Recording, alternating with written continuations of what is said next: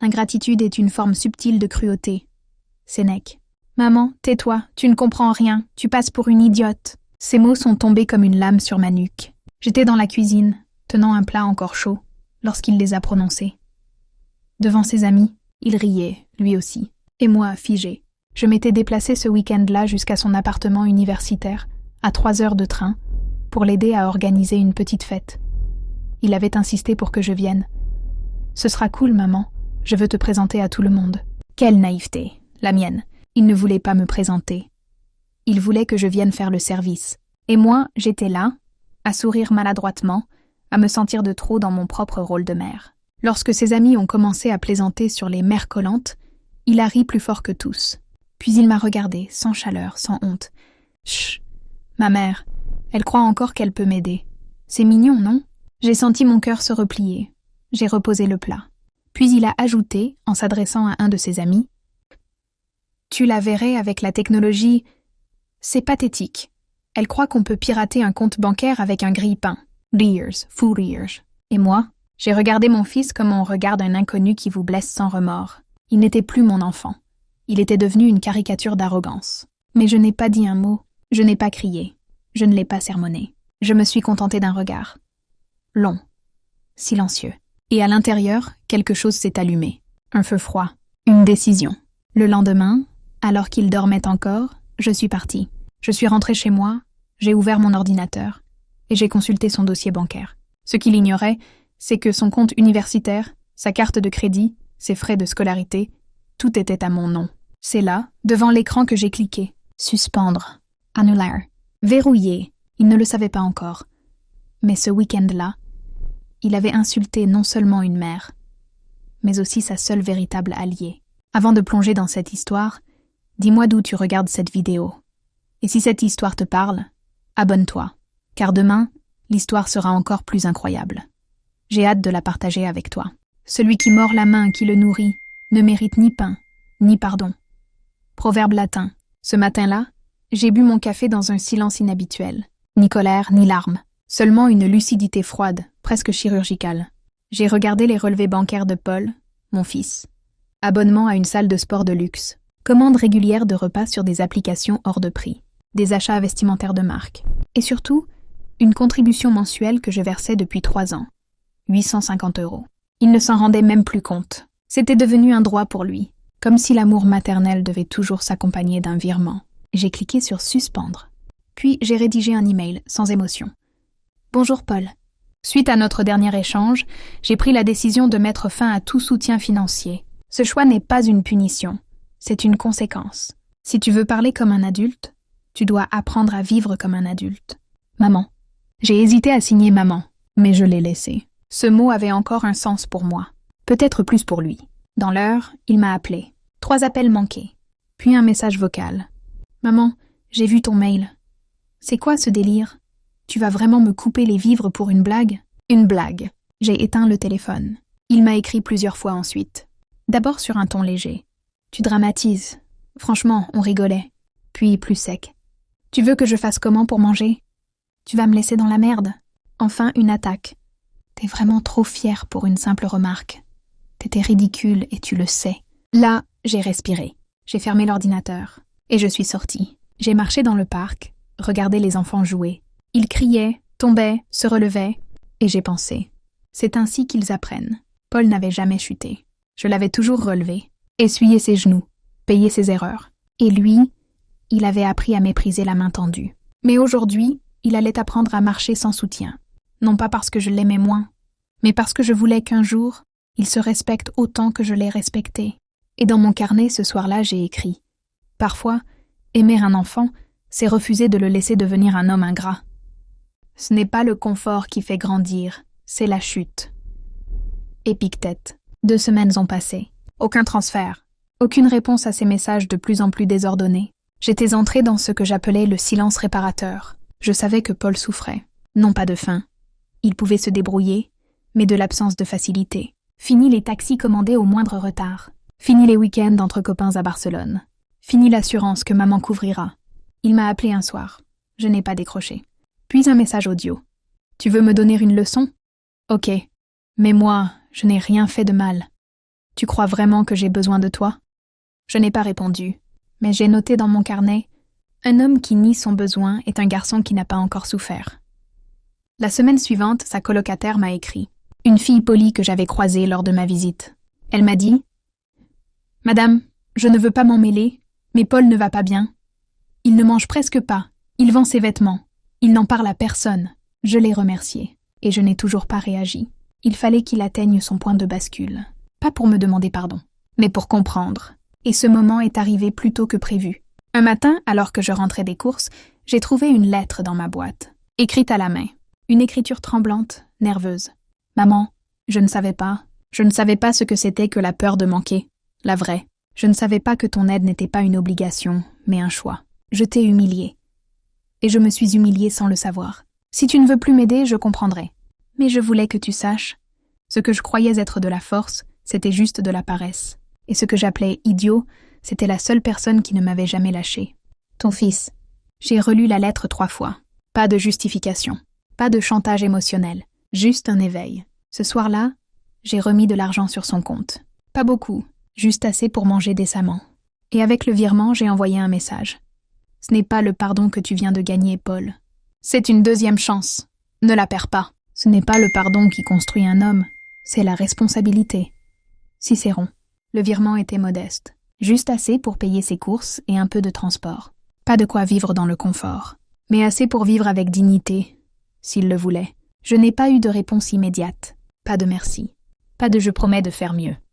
Et quelque part, c'était mieux ainsi. Le silence, cette fois, n'était plus du mépris. C'était un espace où quelque chose de nouveau naissait. Quelques jours plus tard, j'ai reçu un mail inattendu. Un simple lien, pas de texte. Je l'ai ouvert. C'était un CV, bien fait. Nom, Paul Leroux. Objet, recherche d'un emploi à temps partiel. Étudiant en 2e année d'économie. Mon cœur s'est serré. J'ai compris que mon fils n'essayait plus de me convaincre. Il essayait enfin de se convaincre lui-même. Le lendemain, un 2e mail.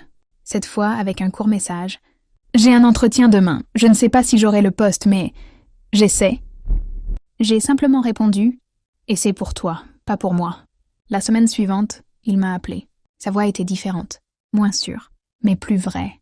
Maman, j'ai été pris dans une librairie. Juste 12 heures par semaine, mais c'est un début. Oh, c'est plus qu'un début, Paul. C'est ton premier choix adulte. Il a souri au téléphone. Je l'ai senti. Je pensais que tu allais me dire: je te l'avais dit. Je ne suis pas venue ici pour avoir raison. Je suis venue pour t'élever. Un silence. Puis un rire un peu gêné. Tu sais, j'ai lu Sénèque. Ah bon? Ouais. Il y a une citation qui dit: celui qui apprend à se passer de tout ne sera jamais esclave de rien. J'ai trouvé ça fort. J'ai ri doucement. Bienvenue chez les adultes, Paul. Ce soir-là, j'ai relu sa première lettre. Puis j'ai noté dans mon carnet: il faut parfois retirer le toit pour qu'un homme apprenne à construire ses murs. Ce n'est pas demander pardon qui guérit, c'est comprendre ce qu'on a brisé. Sénèque. 2 mois après l'incident, comme il l'appelait maintenant avec pudeur, Paul m'a proposé de déjeuner ensemble, dans un petit restaurant de quartier pas loin de chez moi. Rien d'extravagant. Une brasserie simple, des tables en bois, des nappes rouges un peu passées. Mais il avait réservé. Il s'était même levé pour m'accueillir. C'était la première fois depuis longtemps qu'il me regardait dans les yeux, sans distraction, sans hâte. Nous avons parlé d'abord de tout et de rien, de ses cours, de ses collègues à la librairie, de ses découvertes littéraires. Puis le silence s'est invité entre 2 bouchées. Il a baissé les yeux. « Maman, je t'ai humiliée. » J'ai levé un sourcil, sans répondre. Je voulais qu'il continue. Je ne sais pas ce que j'ai cru prouver ce jour-là. Peut-être que je voulais montrer que j'étais indépendant. Fort. Supérieur. Il a ri nerveusement. En fait, j'étais juste vide. Je l'ai laissé parler. Quand tu as tout coupé, j'ai cru que tu me punissais. Mais tu m'as libérée.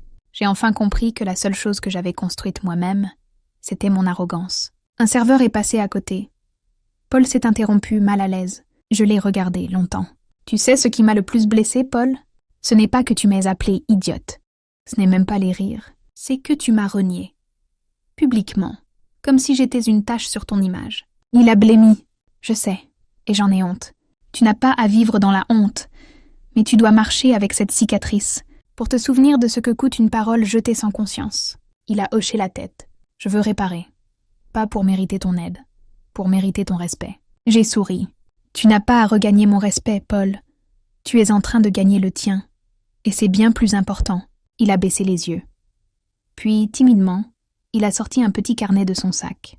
J'ai commencé à écrire, moi aussi. Je note ce que j'apprends, ce que je ressens, ce que je regrette. Je l'ai pris dans les mains. Une page s'ouvrait toute seule, cornée. Il y avait écrit « Maman n'était pas un obstacle, elle était le pont. » Ce soir-là, je suis rentrée le cœur léger. Et dans mon propre carnet, j'ai écrit « Il m'a appelée idiote, et moi, je l'ai laissé devenir un homme. » On ne redevient pas enfant quand on demande pardon. On devient adulte quand on le comprend. Plutarque. Les jours suivants, nos échanges ont pris un autre rythme. Pas quotidien, pas forcé, juste sincère. Paul m'appelait parfois entre deux cours. Pas pour demander quelque chose, pour raconter. Une lecture. Une anecdote au travail. Un doute sur son avenir. Il m'écoutait aussi, vraiment. Il me demandait comment j'allais, si j'avais bien dormi. Ce que j'écrivais. Un après-midi, il est venu chez moi, les bras chargés de courses. Je me suis dit que c'était à mon tour de faire les pâtes aux champignons. C'était le plat que je lui faisais quand il avait un contrôle important. Il appelait ça le plat porte-bonheur. Il s'est installé dans ma cuisine, à l'aise. Pas comme un fils gâté, comme un homme qui reconnaît la valeur de l'espace qu'il occupe. En le regardant râper le parmesan, je me suis souvenu du petit garçon maladroit qu'il avait été. Et je me suis dit, voilà, il est là, enfin. Pendant le repas, il m'a parlé de son projet de master.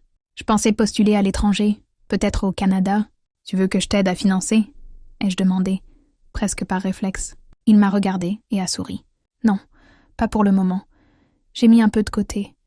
Je veux essayer par moi-même d'abord.